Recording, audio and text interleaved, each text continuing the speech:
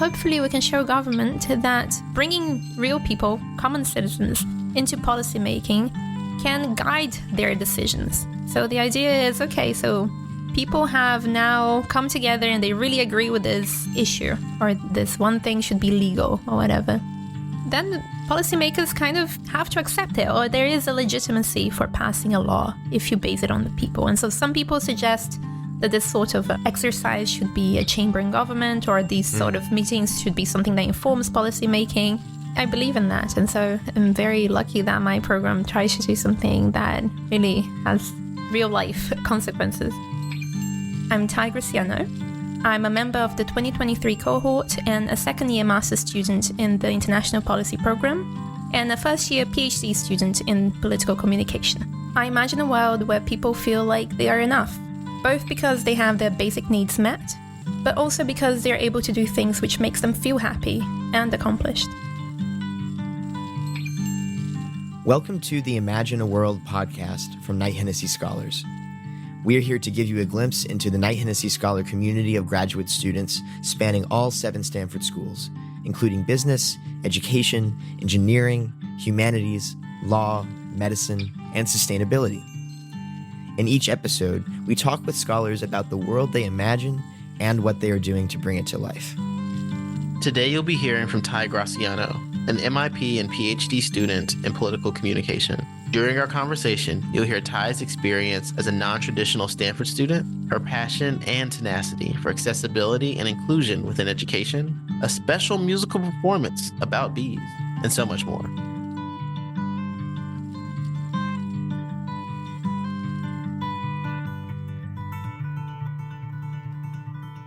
Hey, what's up, y'all? Welcome to another episode of the Imagine a World podcast. I am one of your co-hosts, Willie Thompson, joining from the business school. Will be at the ed school next year. And I am always, as you know, joined by my amazing co-host, You Goss. always are, as we all know, Beep, boop, bop, joined by bop. the other joined by myself. My name is Taylor Goss. I'm doing a master's in music science and technology and a master's of arts and public policy.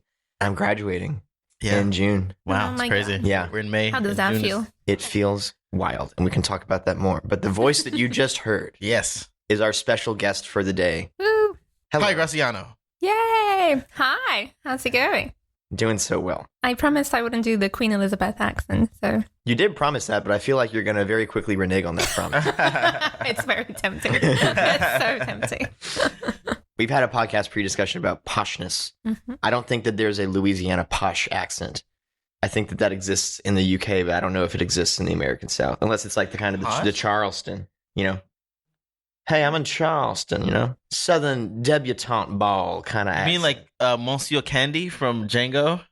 I guess so. Yeah, kind of. That The was hyper good. stylized Southern accent. Yeah, maybe, but no, I haven't heard of that much. Yeah. Maybe just because it just got phased out over time. But Well, I feel like I put on posh accents at Stanford when I really want to not be interrupted during political discussions because people seem to think you're clever if you use that accent. that is right. which So- is really funny. That's very true. Yeah. In a class I'm in right now, we talked about forms of privilege or aspects of your identity that Mhm. aren't easily noticeable, like physically. okay. And okay. someone who's actually a Knight-Hennessy scholar was sharing that they sound British when they talk, and because of that, people tend to give them more space or Yeah. airtime in a Yeah. conversation. Yeah. And it's important. She's a woman. And she was talking about how like she used that as a tool if she feels like in a conversation like men aren't giving her enough space. She'll just like even like thicken it up a little bit to Yeah. like share more. I was like, that's crazy. It does seem very important.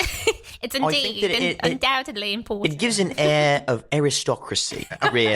Aristocracy, you dare say? I think any British person would be listening to this and being like, what is this Brazilian girl trying to do? That's not really that British. And actually, besides being tempted to do Queen Elizabeth, what's on your mind, Thay? How's your day going? I had a statistics click quiz in the morning. Okay. So that was on my mind for a while when I got here. Okay. Definitely got one question wrong, which is very annoying.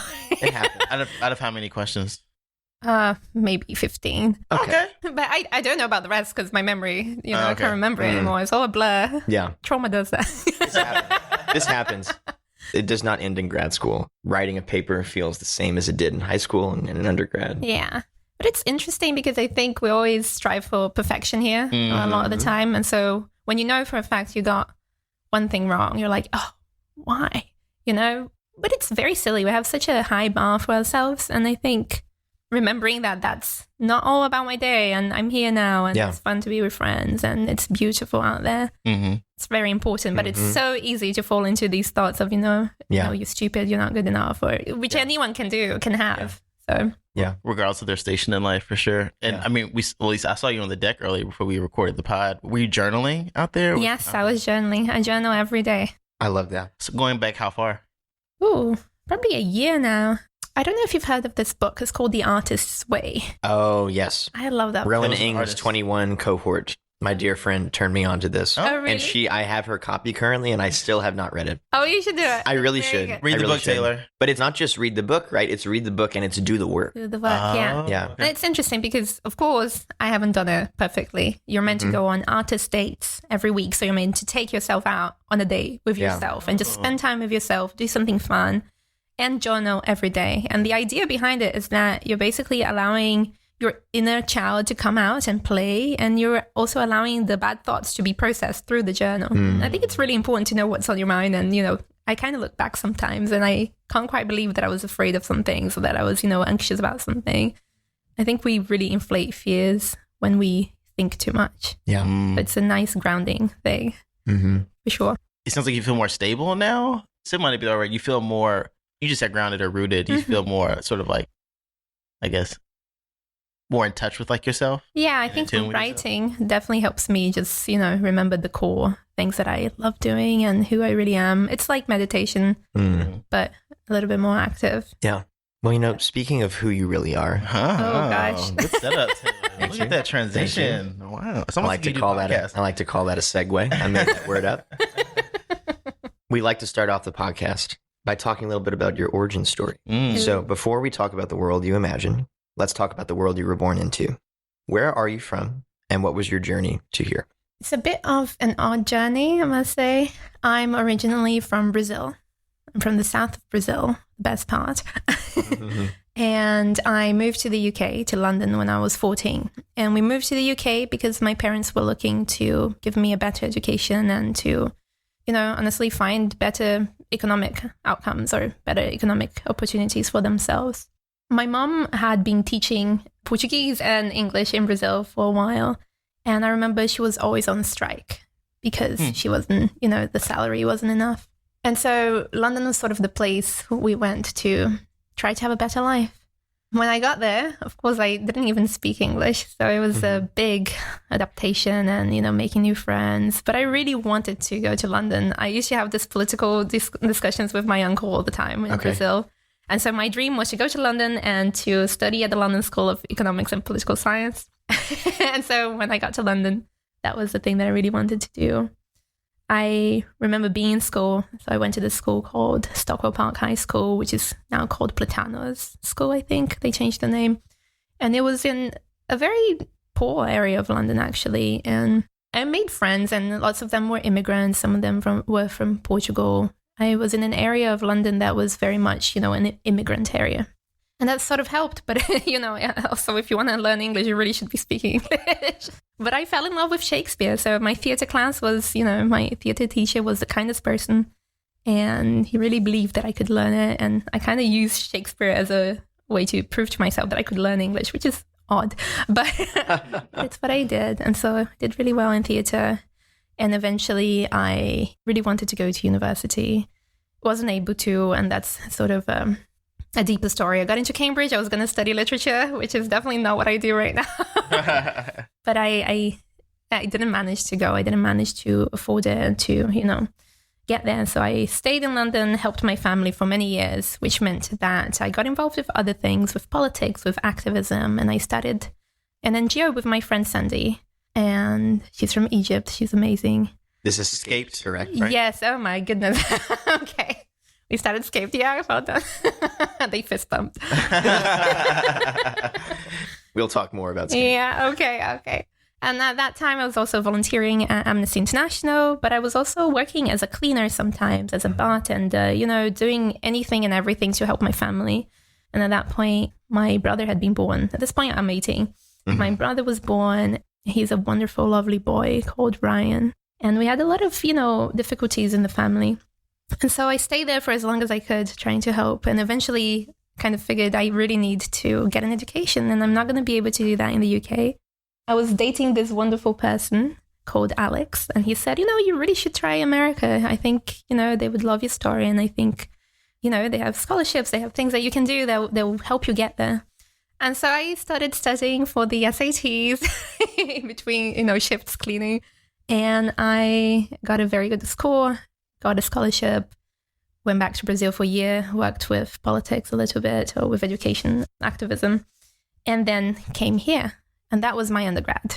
And so I started my undergrad at age 26. At Stanford. At Stanford, yes. That was 9 years of grinding in London to, help my family and also get here, find a way to get an education, which was always my dream. And so I've been here since 2019, and I'll be here for probably another 4 years. So I really love the place, clearly. But yeah, I feel very lucky, I think. My parents couldn't get a good education. My father didn't even go to school. In London, he was cleaning toilets, working as a kitchen porter, had a very difficult life, and, was always in pain. It's just very tough work. But, being here is sort of their dreams coming true, and that means a lot. So that's basically it. What was it like starting your undergraduate career in your mid-20s as opposed to your late teens? I think by any stretch of the imagination, in terms of that entry point, I think you were traditionally counted as a non-traditional student at that point. Mm-hmm. And so what was it like to be a non-traditional student and navigating this place and space and all those things? It was very interesting. So I came in very much knowing what I wanted to study. So at that point, I wanted to do political science, and I knew, I'd become very, very engaged with policy making, or, thinking about policy making. And all my peers seemed very anxious about figuring out what they wanted to do. Mm-hmm. So in a lot of ways, I think I was able to mentor a lot of people and make friends because of this, this deep conversation that you have with people when they are really open to exploring things. Mm-hmm. And the other thing is that it's never easy to be the odd one out, to be different. And I didn't live in undergraduate housing. So Stanford has graduate housing, undergraduate housing. And I only lived in undergraduate housing for a quarter, which was when I was a residential tutor for Burbank, which is the arts dorm here. All the other times I was in graduate housing. And so I had a life of my own. I was very much an adult. And it's odd because I look back and I remember being very sad and, feeling like, oh, I wish I had started this when I was 18. I wish my life had been a different way. And I think eventually you get wise or old enough to realize that your story really is your own, and it makes you into who you are, and it makes you do things the way you do. And there is a lot of value in that. Right now, I just feel grateful that I was eventually able to come here. And, I feel just like it was a really wild but fun adventure. And I made younger friends. And I think there's this myth of people go to school with people of the same grade, right? And the same age. Yeah. And there's so much more that you learn from being around people who are different from yourself. Oh, completely. In terms of age and everything else. Yeah. That was good. So I had friends of every age you can imagine, transfer students and undergrads and graduate students. And I'm still friends with them. So, yeah. There's something very cool about having a diversity of age in your group. Yeah. I grew up playing music with people who were in general 15 to 30 years older than me, and still play with a lot of folks in that age range, That's super cool. Yeah, there's a different timbre to that relationship because there's a mentorship there that's not present in friendships, but it's still in other friendships, but it's still a friendship. And I think that it becomes this really unique exchange of teaching and learning at any given moment, more so than with peers, I think. Sure. Yeah, it's much more subtle. Yeah. And I think there's a certain anxiety that comes from being young. And when you have people who are older, have been through it, you can really be like, oh, that's such a good point. It'll be okay. Yeah. Well, a through line that's emerging immediately, which is reflected in the work you do now, is your interest in politics and activism. Mm-hmm. Given that was something that it seems pretty quickly you started throwing yourself into in the UK, what were the seeds of that interest in politics, policy advocacy? You mentioned your uncle. Was that someone that you sort of debate with frequently? Yes. Oh my God. He still does it. Except we don't agree anymore. So that's really annoying. Okay. We believe in very different things. Take us back to those first formative years. Okay, well, you can imagine little Thay, probably 12 years old, and I'd be in the kitchen eating something, and my uncle would come up to me and say, we really ought to think about communism and capitalism. Oh. Why is it that we should have communism? And we don't have communism in Brazil, but as an ideology, he didn't think it should even be contemplated. Okay. And so he'd go, he'd talk about history and what it is about communism that was good or bad. Mostly bad because he really hates communism. And then, I don't know, he would just have these rants, but they were really interesting. And I think as a young person, to have someone want to speak to you and take you seriously and want to engage you in something that they believe in is really cool, and it doesn't happen often, I don't think. Mm-hmm. So I think that was it, really. I was always thinking about ideology and policy and things that he would be criticizing. Look at the economy right now. Look at the unemployment rate. No wonder we're doing this badly, or something like that. And of course, Brazil was going through a lot of, there were quite a few corruption scandals when I was growing up. I remember my parents just being so mad, why are they stealing our money? Why don't they care about the people? And when you're in Brazil, you see a lot of inequality. It's unfair. I think anyone who sees inequality can see that it's terrible. And inequality in my country means people not having enough food to eat. And that is just, it just goes against everything that I think society should be. That's the first seed, right? And then in the UK, so I know that Sandy, my very, very good friend from London, was very active in politics because, we're both immigrants in London. And I think the rhetoric about refugees and about people from other nationalities was getting pretty bad. And when Brexit happened, it was hard not to feel like you were unwanted. And to feel unwanted just because of where you were from. And to have a lot of ideas about who you are, which are founded on no evidence other than a narrative that's going on the news, or because of a political commentator not liking refugees, is really strange. Mm-hmm. And it's even more strange when that suddenly seeps into your everyday life. When I was working at the pub, you could see these really cool people that I was meeting suddenly become kind of extreme, and they would get drunk and start shouting at the BBC and say, how dare they be storming our country. It was hard not to take that personally, but I didn't. And I think that's the thing, the narrative, or the humanization of people because of just political narratives is really interesting, or political rhetorics is really interesting to me. And of course, I wish that wasn't the case. I wish there was a narrative of bringing everyone together. That's how I was brought up. And that's what I believe in. So that's the work that I try to do, and that's what I believe in. I think we have a lot more in common than we imagine. That makes a lot of sense. And even I remember being in college when Angela Merkel opened up the borders to migrants at the time. And Syrian refugees. Yeah, Syrian refugees. And I remember how contentious that was, like in terms of like the narrative. And then seeing, I think it was like a couple years after, people feeling like she had like made the right decision about doing that at that time. But even then, sort of like the switch in that narrative wasn't immediate, right? And so I definitely, even across the pond, as they say, I was able to see at least how some of those narratives were playing out compared to the narratives in the U.S., which were also like fairly anti-immigrant at that time as well. Yeah. And so, I mean, even going into that, I wonder if what you said really ties well to your Imagine a World statement, actually, because it's what I hear in your Imagine a World statement is a world where there's like sufficiency, there's fulfillment, there's merriment, things of that nature.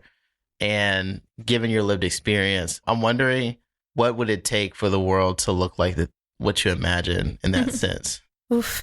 There are many ways to approach this question, but I think the main thing, coming from the example about Germany and about the EU, the European Union around that time, was that clearly people from those countries or from the UK have a fear which is founded on reality, which is, we have a public health system. That was a lot of what was being said at that time. So the UK has the national health system, NHS. And a lot of people were saying, we're not going to have enough money to fund the NHS. So it's very hard for someone who is from that country to say, oh my God, we need to take more people in, but, I need my health system. So you have this like balancing act, right? You need to make the citizens remember that the NHS can be funded and we can still help other people if that's the case. And usually it is the case.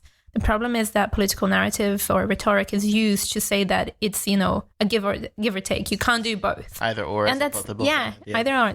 And it's very easy for politicians to do that because it's much easier to blame this invisible enemy than to actually be honest and say, we're actually privatizing the NHS because we don't believe that it should be free. And I think that was what was happening at the time, other than the many other lies that were said about how the EU was being funded by the UK or the amount of money that was going in. But to answer your question more directly, I do something called deliberative democracy. I think we're going to get into that too. But deliberative democracy is basically bringing people together from very different beliefs, or people who believe in completely different things, who Democrats, Republicans, independents, or whatever. And you get them together, put them into small groups and get them to talk about issues that are very important to the nation. So they might talk about taxation. They might talk about funding health publicly or anything like that. And usually when you put people together into these small groups, you see that people tend to agree, or they move in a direction that, brings them together. And that's because you're not hearing a rhetoric that is making things black and white. You're hearing a rhetoric which is, hey, I would love to have public health care because, well, my husband had cancer and it was really difficult for us. So you humanize people. So I think for us to achieve policy or, to have a world where people's needs are met, we need to let the real people, so common citizens, to be a part of policy. And to be a part of policy in a way that isn't heated, that isn't, combative. One way that you have advocated for policy discussion that is not adversarial in nature is through an organization that you co-founded, Skaped, that we mentioned earlier. Skaped is essentially an arts-based policy activism organization, correct? I think it has been changing a lot, but essentially in the beginning it was, yes. So the UK government around that time when we founded it, they were trying to get rid of the Human Rights Act, which is basically the Universal Declaration of Human Rights that the UN came up with. But it's made into law, which means that if the government isn't doing certain things, you can go after the government. And I can't see any benefit to that. I see why it's gone. It forces the government to be good, to be efficient, to serve the people. And there's a lot of things that inspired that becoming law, but they wanted to get rid of it. And so around that time, we're doing a lot of arts workshops to deal with that. Where did that come from for you? Why start with arts workshops? It's democratic. I'm going to say that word, but it's everyone can get art. I think I can tell you lots about political jargon, right? Which is what we're taught here. Yeah. And that's very important. However, policy and politics is about everyone, and it's about common people understanding it. You shouldn't have to have a political science degree to be engaged in politics. And indeed, I think a lot of people are engaged in politics and they don't know the jargons and they don't know, like cost-benefit analysis and all that. And the arts are open to everyone. They're open to interpretation. So one thing for me is to say to you that the rate of refugees coming in from Syria at that time was low in comparison to the other countries and considering the budget, whatever. And the other thing is for me to show you a painting of this refugee child who was stopped at the Poland border and was attacked by someone with a dog. And it's a terrible image. But maybe when the narrative or the rhetoric is so negative about refugees, we need to be reminded through the arts, that there is a human being there. So anyone can get art. I think that's the main thing. So how did those arts workshops evolve into Skaped and what it is today? So right now it's all about creating community. Sandy does a great job of that. It's going into different neighborhoods or communities in London and reminding people that they have things in common. I think a lot of the reason why people get angry politically is because they don't have a voice, or they don't have a community, or they're always alone, or the only way they engage with others is online. And online you're going to see things that are likely polarizing or polarized, or will make you really angry. And Skaped right now goes to different communities and helps them, basically talks to people, especially people from marginalized identities. When I was involved with Skaped, it was about going to youth groups and talking to young people about the Human Rights Act and talking about why it is that law works in this way, what it is that you can do with that law, and why it was important for us to get the government to keep the Human Rights Act alive. Mainly that. I love the discussion of the intersection of arts and policy action. Yeah, we've actually had a number of scholars. I would, yeah. So, well, it's funny. Well, it's interesting because, clearly because Taylor's an artist and that probably appeals to some of his sensibilities as an artist. And I also think there have been a number of people we've had this season on the pod who've used arts as a means to achieving some type of social change. Like I think Emily Russell, what she was doing with playwriting for peace. Krishna Bhagani does this literally because she's like doing a PhD in TAPS. Yeah. Kay. Lydia. It's like there's definitely a through line there when it comes to what the arts can do in terms of changing minds and hearts. Yeah, I think it just breaks down barriers, you know. There's only so much you can put up when you just just connects you to something. It's not a cure-all, something we talked with Emily about. I really liked the complementary nature that you talked about of the news report, a sober reality, and the emotional immediacy of a painting or a work of art. It makes me think of emotional immediacy. Emotional immediacy, that's right. That's a good word. It makes me think of protest anthems or, the idea of collective action, collective motivation built through a rallying cry. There's this Bob Dylan song, Only Upon Their Game, about the murder of Medgar Evers. And he sang it at the March on Washington. And, just the images of him and people like, Nina Simone, Harry Belafonte, sort of marching with people and singing and leading a chorus of chants. That's always been extremely moving to me. Yeah. And to take that, at what seems at such a large scale and associate with such a momentous thing, but to do it at a local level with children, to sort of sow the seed of the value of arts-based activism. And it seems like something that might be beneficial for the people that are in that program is also not just the collective action building, but also just sort of understanding their own identity and understanding their own place in the society in which they live. So I think it's a lovely program. That's very kind. I'd wonder when it comes to deliberative democracy and reducing polarization, which I know are things that you're researching through your PhD. Just when you think of effective polarization, and I'll just say right now, there are people who are much more astute than I who've talked about this with nuance around how it seems that people are increasingly having like positive feeling towards their like co-partisans or like their in-group and like more negative feelings towards people from opposing parties. I'm wondering, what do you think is the role of the academy in all this as a conduit for addressing some of the things that seem to happen in the broader culture? Well, I hope it's a large role because I'm trying to play it. Well, you are right. Effective polarization is on the rise. And I think it's because of this tribalism, this thing of, wanting to protect yourself by finding people who agree with you. And the thing is, the more we do that, the more we don't allow our own in-group to have nuanced views about things. And I think it's because ultimately we want to belong to a group. We want to be accepted. But academia can get in the way of that or can improve matters by basically providing examples of how to counter it. And so with deliberative democracy, we always have pre- and post-event surveys. We have exactly an effective polarization question, which is great. And it basically says, rank from 1 to 10, whether or not you think that people who disagree with you politically have a reason for doing so. So basically what you're being asked is whether or not you think that someone... So if you're a Democrat, you're being asked whether or not someone who is a Republican is a crazy person or... Yes, absolutely. No. Or if they're simply different from you. Right. Yeah. And that's the basis of democracy. Democracy is sustained when we believe that other people who disagree with us, they should also have a say somehow. And so before deliberations happen in small groups, people tend to be like, no. And then after, they're like, yeah, you know what? Actually. And it's huge. It's a huge thing. I think the American One Room experiment, and, listeners, do check it out.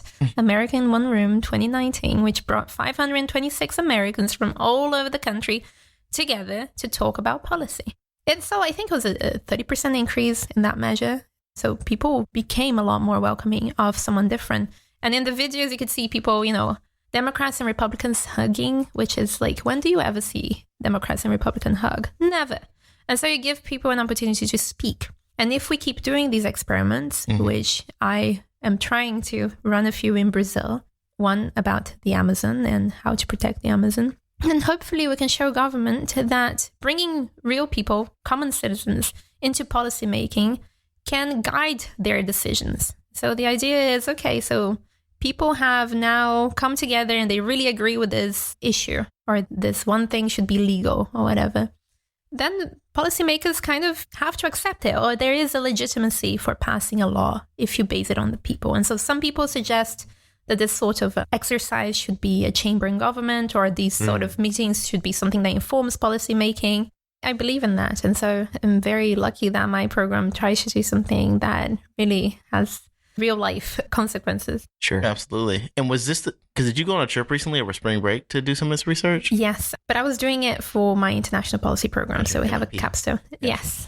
But I was working with public defenders in Brazil, and we are trying to create a governance body for the use of AI in the justice system or for public defenders. And of course, there's a huge, so many cases they have to deal with, and AI can help them, but also there are many dangers with AI. And so they should be aware of that. And so we will be running a deliberative democracy experiment with them and seeing, what they think should be the regulations and things related to AI and how it should be decided. Okay. Yeah. So deliberative democracy as a method to make the decision about how to use AI in public defense. Oh, wow. Great. Yeah, okay. Yeah. One quick question I have as a follow-up is, what is it about the small group that is so effective in lowering people's rate of effective polarization? This is something I feel like it's a dynamic that cuts across experiences. Even at the GSB, I find that the conversations tend to be much more nuanced when we do a 10, 15-minute breakout, and then we sort of come back to a large group and debrief. I don't know if you felt that before in other classes you've taken here, Taylor. Totally. Sure. Yeah. That's just very interesting to me that there's something about like the small group where it has a very distinct role in playing and having some of these nuanced conversations. Yeah, I've definitely seen it in classes. I think, honestly, when you give people a chance to speak, they don't feel like they need to scream and shout at other people. They don't feel like they need to scream about politics. And the small groups allow people to listen to one another. They allow them to see the humanity in the other person. It's really hard to be mad at immigrants or refugees when there's an immigrant in front of you who's a perfectly nice person speaking to you about their struggles. Same thing about someone who, may want something very, let's call libertarian, and then you realize, oh, I understand they pay a lot of tax and that really is eating up all their money. So it's hard to dehumanize people when they're right there in front of you. And the small groups with the moderator, there's always a moderator, they really ensure that everyone speaks and they ensure that people listen to one another. Well, you mentioned, of course, your work that you've done going back to Brazil, and you've mentioned a little bit about some of the economic problems and social issues that you've seen in Brazil. But I'd love to hear your thoughts on, do you want to return to Brazil in the long term to work? What's the balance for you in theory versus practice in working in Brazil? And what do you love about the place and what do you hate about it? Well, people have a 5-year plan usually at Stanford. I don't. Honestly, I hate. Oh, thank God. Okay. I too do not have a 5-year plan. Okay, we can remain friends. No wonder we got along. But I used to have a very detailed plan, to be honest. And then eventually I was like, oh my God, like if you're making a plan, you're just asking for the universe to be like, let me show you. That's so true. Let me show you what I got. All right. I think the luckiest thing about being at Stanford is that I get to go back to Brazil all the time, and I do work there. And to be very honest, with the Stanford name, you get to do impactful things and people listen to you. Stanford.edu email. Yeah. Sounds honestly, crazy. Everyone replies. It's very odd. Yeah. It's very odd. And so that helps a lot. I do want to be involved in Brazilian politics somehow, either making policy or just getting people to work together to make good policy. I'm always going to be doing that. And that likely looks like going back. And so I'm excited for it. What I love about Brazil is that Brazilians are wonderful people. I'm not just saying it because I'm Brazilian. Honestly, I'm like a fake Brazilian because I spent so long in London. But there is a warmth and a beauty that's found in sadness. Not in a weird way either. It's more like, okay, life is hard, and yet there'll be beauty at some point. At some point, things will be okay. I think there's this hope. We're very self-critical in Brazil. We're always complaining about the government. We're always saying, Brazil could be doing better. And it's because we desperately want to be doing better. And we're there. If you go to Brazil, you're like, oh my God, this is an amazing place. It's beautiful. People work really hard. There's so much potential. This beauty, not only because of nature and, people being warm, but also this huge amount of economic potential to be more policy-minded here is something that really gives me a lot of hope. But mainly the people. It's always the people. Always the people. And then the thing that I hate about it is that we are too self-critical. Is that we always think that other people are doing it better. Sometimes they are in some aspects, but we also do a lot of things right. We are getting a lot of things right, and I think we need to value that. Absolutely. I love that little nugget that you dropped right there about the beauty and sadness. We actually came across an article that you wrote for the Stanford Daily, which is you're recording, but team. no, sincerely, I think we'll try to include this in the show notes because it's a beautiful reflection on grief and change, and I'm really glad that you decided to share it back in 2022. But I just there's a passage that's so connected to what you just said, which is, I am here to tell you that it's okay to feel sadness, and that sometimes sadness will mask itself as anger, self-hatred, righteousness, or pretending to be something you're not and making mistakes that you will regret for a very long time. But you're allowed to make mistakes. You should always come back to yourself, whatever that means for you. And I read that and I was really moved by it. It's a lovely piece. Highly recommend that y'all read the rest of it. But for you right now, it's been a couple years since you wrote that. How do you come back to yourself these days? I write. I think there's a lot of beauty in writing, and I sing. I write songs. Taylor and I will be jamming next week. Yes, we will. The calendar. Yeah. I come from a place where my mom has always made music. And so through struggles in Brazil, every weekend we'd go to a friend's house and she'd be playing bossa nova on the weekend, or, MPB, which is Brazilian pop. And so I think the way to come back to yourself is just to not do the thing that is killing your soul. And sometimes that's, stress or doing things which are ultimately connected to trying to prove to the world that you're good enough when you don't have to.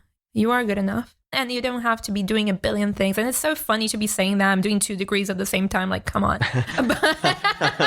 Heard. I will be hearing you next. I think that's the thing. Like, we do things sometimes because we want to prove to ourselves and to others that we're good enough, or that we're doing enough, or that we're clever enough. But ultimately, coming back to yourself is realizing I'm good enough. I deserve to be here no matter what I'm doing. And it's really hard to feel sorry for yourself when you're at Stanford, and yet I manage, and I'm sure we all manage, because it's really tough being here. When I wrote that article, my dad had recently passed away, and this wonderful relationship that lasted 7 years had ended. And I was very grateful for the relationship and very grateful for everything that had happened in the relationship, but also very sad that it had ended, and very sad about my dad.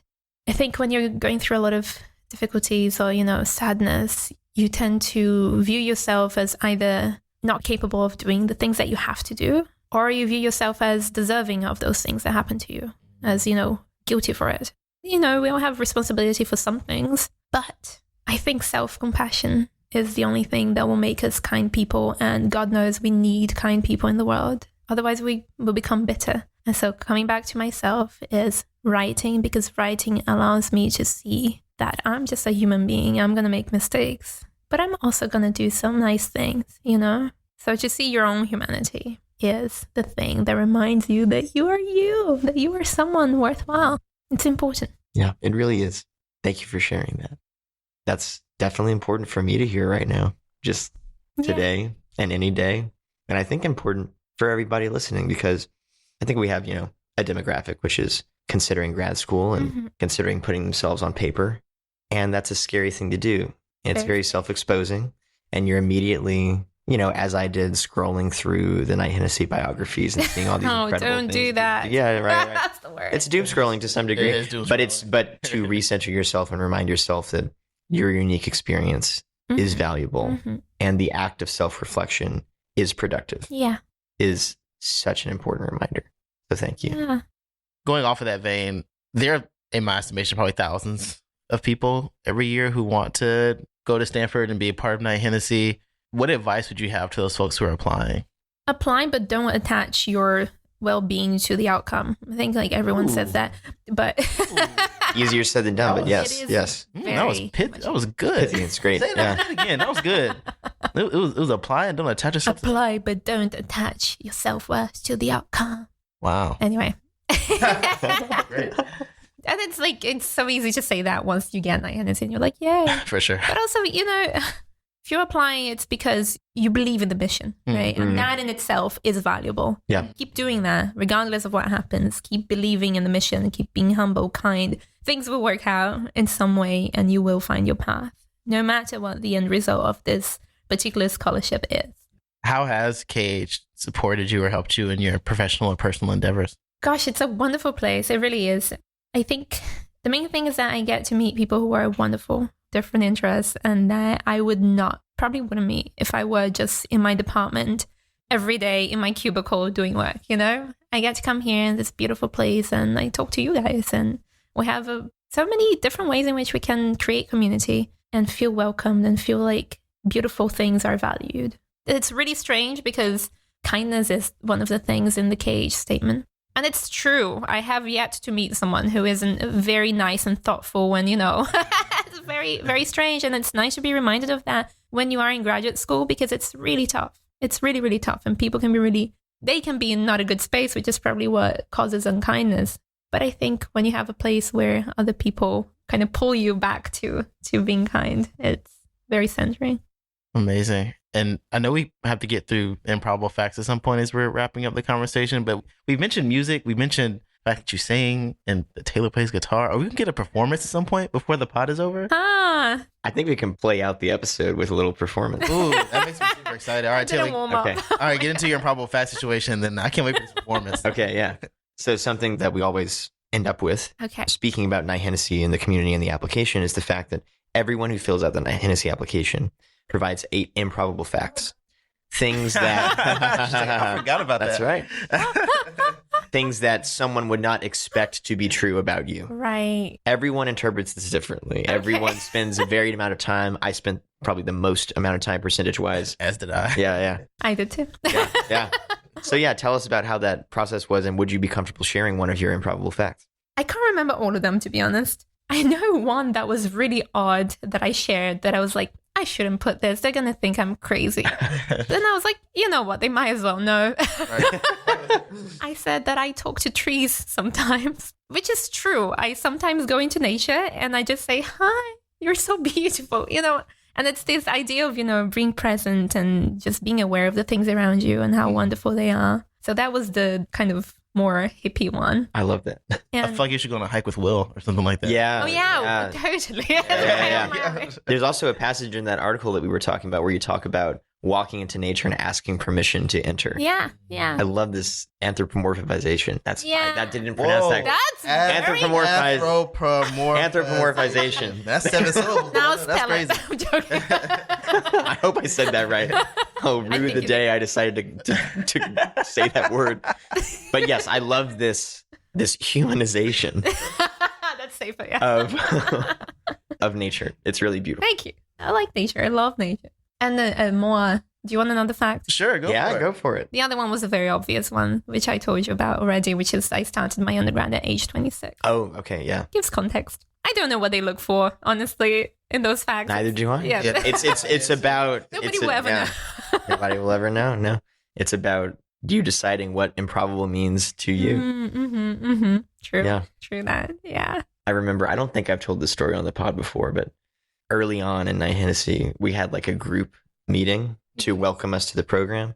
And Luke Pena was an admissions director at the time for Knight-Hennessy. And he was reading off, not attributing them, but reading off people's improbable facts. And like, this person learned pi to the 198th digit or whatever. This person has the key to the city of their hometown. This person started their nonprofit. And then he says, and this person, he didn't say a name, but he says, and one of our scholars here wanted to be a professional bull rider.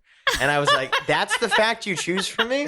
I didn't know that about you. Because when I was about I don't know, 6 years old, I loved professional bull riding. So there are all these amazing facts, and this one guy who wants to be a professional bull rider. I'm like, thanks, y'all. It's different. Yeah. I might save that story for my episode. Actually, you should keep it, and then we'll refer to it. Yeah. Okay. It'll always be the way we think of you, Taylor. It'll always be brought up. Taylor the Bull Rider. That's a good band name. Taylor and the Bull. Taylor and the Bull. Taylor and the Bulls. Taylor and the Bulls. Well, Tyler, this was a fantastic time. Really enjoyed having you on the pod today. Learned so much about you. Also, I definitely feel so much appreciation for the experiences you had and how they show up in this community, because I think a lot of times people tell themselves stories about what it's like to be a Knight-Hennessy scholar and the experiences people have before they get here. And I think your experience is but another thread in like the beautiful tapestry I think we're trying to weave with the podcast. So Amen. thank you for taking the time and being here with us. We really appreciated it. Thank you for having me. That was really fun. I really loved being here with you guys. Amazing. It's been such a pleasure. Thank you, Thay. 2, 3, 4.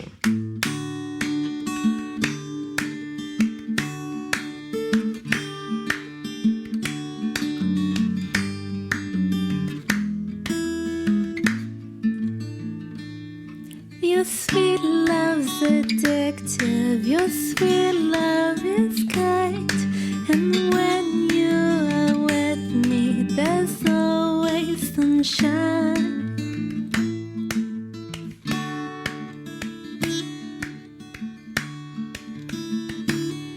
You call me a flower, fill me with delight, my sweet bumblebee.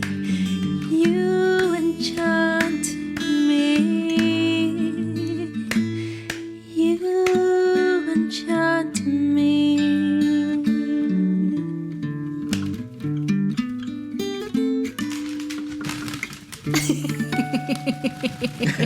Yeah, go Taylor. Yeah. Go Will. Go Thay. Go Thay. Go bees. Go bees. Save the bees. That's a wrap. Thank you for joining us for this episode of Imagine a World, where we hear from inspiring members of the KHS community who are making significant contributions in their respective fields, challenging the status quo, and pushing the boundaries of what is possible as they imagine the world they want to see. This podcast is sponsored by Knight-Hennessy Scholars at Stanford University, a multidisciplinary, multicultural graduate fellowship program providing scholars with financial support to pursue graduate studies at Stanford while helping equip them to be visionary, courageous, and collaborative leaders who address complex challenges facing the world. Follow us on social media at Knight-Hennessy and visit our website at kh.stanford.edu to learn more about the program and our community.